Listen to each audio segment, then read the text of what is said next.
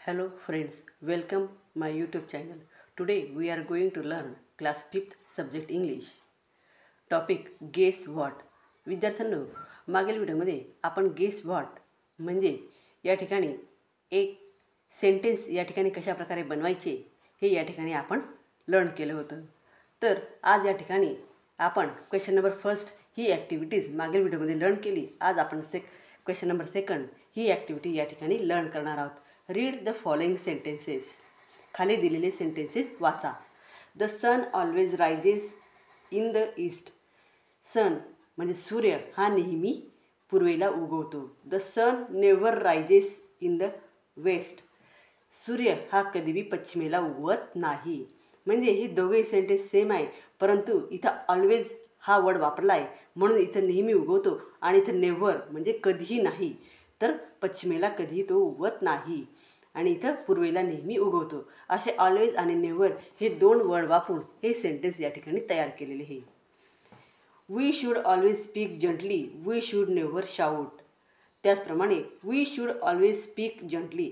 आम्ही नेहमी या ठिकाणी अगदी सोजळपणे किंवा प्रामाणिकपणे व्यक्त होत असतो, बोलत असतो.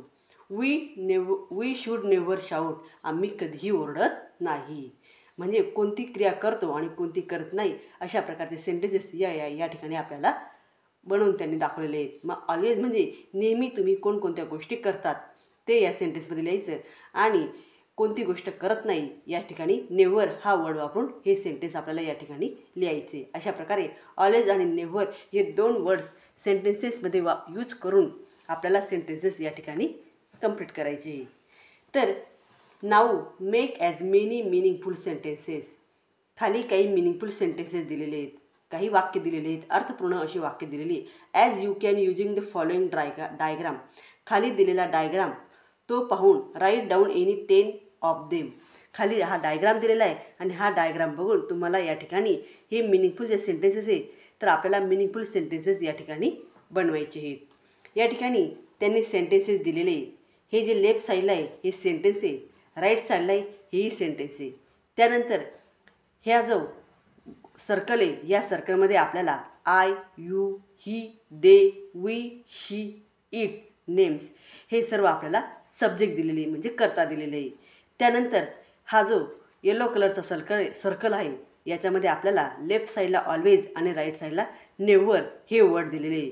मग आपल्याला ज्यावेळेस हे सेंटेन्स तयार करायचे त्यावेळेस ह्या सर्कलमधला सब्जेक्ट घ्यायचा, त्यानंतर येलो सर्कलमधला ऑलवेज हा वर्ड घ्यायचा आणि यातले काही सेंटेन्सेस हे आपल्याला या ठिकाणी घ्यायचे आणि असे तिघही कॉलम मिळून आपल्याला या ठिकाणी सेंटेन्स हे तयार करायचे.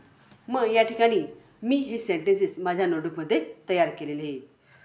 तर सुरुवातीला हे सेंटेन्स या ठिकाणी मी रीड करते. Finish homework, eat vegetable, drink enough water, wash my hands, use plastic bag, throw garbage on the floor, quarrel with my friends, waste food, check my work, tell lies, tell the truth, waste water, tease animal, take care of my things,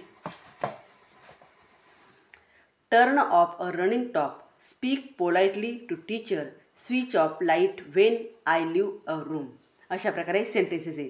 मग आपल्याला आता ह्या सर्कलमधला subject घ्यायचा, always हा word घ्यायचा आणि या सेंटेन्सेसपैकी कोणत्या क्रिया कोणत्या ॲक्शन तुम्ही नेहमी करतात तर त्या ॲक्शन आपल्याला ऑलवेजच्या पुढे लिहायच्या आहेत. आणि त्यानंतर हे सब्जेक्ट घ्यायचं, नेव्हर हा वर्ड घ्यायचा आणि कोणत्या ॲक्शन तुम्ही करत नाही तर ज्या ॲक्शन करत नाही त्याच्यामध्ये नेव्हर हा वर्ड वापरून आपल्याला हे सेंटेन्स कंप्लीट करायचे. तर हे सर्व सेंटेन्सेस मी माझ्या नोटबुकमध्ये तयार केलेले आहे. हे सेंटेन्सेस तुम्ही नेक्स्ट व्हिडिओमध्ये पाहू शकतात. तर विद्यार्थ्यांनो, व्हिडिओ आवडल्यास व्हिडिओला लाईक करा, शेअर करा आणि चॅनलला सबस्क्राईब करा. थँक्यू.